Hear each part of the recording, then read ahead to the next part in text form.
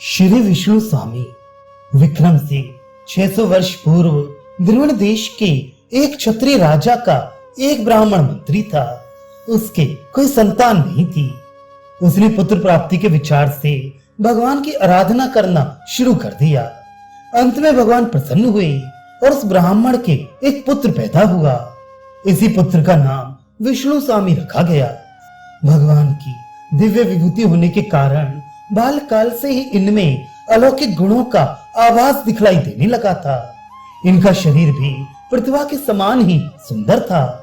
यज्ञोपवीत संस्कार के अल्प समय पश्चात ही इन्होंने संपूर्ण वेद, वेदांग, पुराण आदि ग्रंथों का ज्ञान प्राप्त कर लिया था, पर फिर भी उनको आनंद अनुभव न हुआ। तब परमानंद की खोज का मार्ग इन्होंने पकड़ा और मृत्यु लोक से लेकर ब्रह्मलोक पर्यंत समस्त लोकों पर विचार किया, किंतु इस विचार से वे अपनी अभीष्ट वस्तु की प्राप्ति न कर सके। अंत में इन्होंने उपनिषदों की शरण ली और बृहदारण्यक उपनिषद के अध्याय 4 के ब्राह्मण के अनुसार इन्होंने अपनी उपासना प्रारंभ की। अब इनको अपनी उपासना पर बड़ा विश्वास था।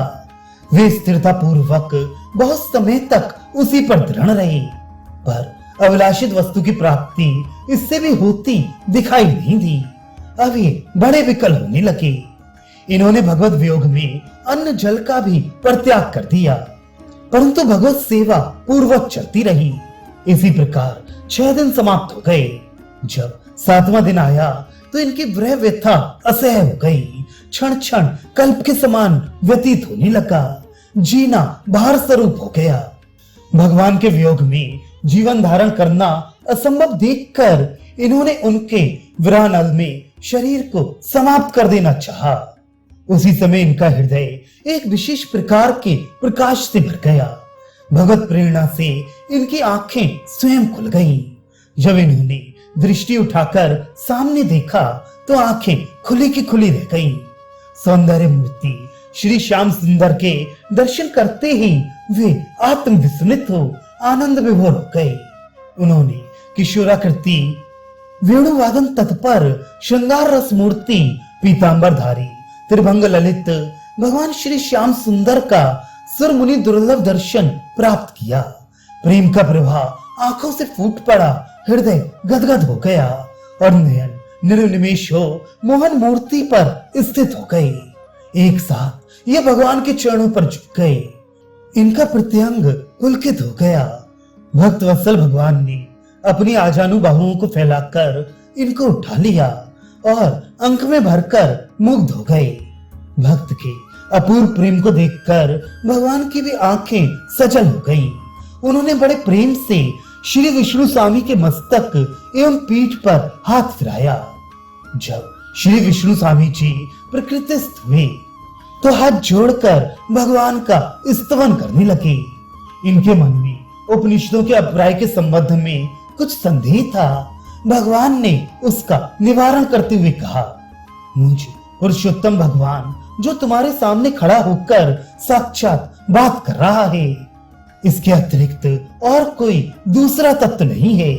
इसी साकार रूप से एक अद्वितीय विविध वेद शून्य अनिर्वचनीय परम तत्व मैं ही हूँ। माया जगत ब्रह्म मेरे अतिरिक्त और कुछ भी नहीं है। जितने विरुद्ध धर्म दिखाई देते हैं वे भी सब मुझ में ही हैं। मैं ही सगुण निर्गुण साकार निराकार सविशेष निर्विशेष सब कुछ हूँ। अतः इस प्रकार की शंका त्याग कर सर्वभाव से मेरा ही भजन करो। इस प्रकार भगवान की श्री विष्णु स्वामी से बहुत देर तक बात होती रही। अंत में उन्होंने भगवान से आग्रह किया, अब आप अंतर्धान ना हो, सर्वथा मुझे इसी प्रकार प्रत्यक्ष दर्शन देते रहें, या आप मुझे भी अपने साथ लेते चले। भगवान को तो इनसे भक्ति प्रचार का काम लेना था, अतः उन्होंने इनको अपने साथ ले जाने से मना कर दिया। उन्होंने एक मूर्तिकार को बुलाकर दर्शन दिए और एक अपनी से ही मूर्ति बनाकर उसे स्थापित करने का आदेश दिया। मूर्तिकार ने भगवान की आज्ञा से ऐसा ही किया। उसने भगवान का विग्रह तैयार किया।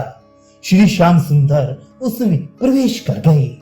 अब विष्णु स्वामी उस विग्रह को साक्षात भगवत रूप मानकर अर्चा पूजा करते हुए और श्री कृष्ण तयास्मी इस मंत्र का जाप करते हुए जीवन व्यतीत करने लगे।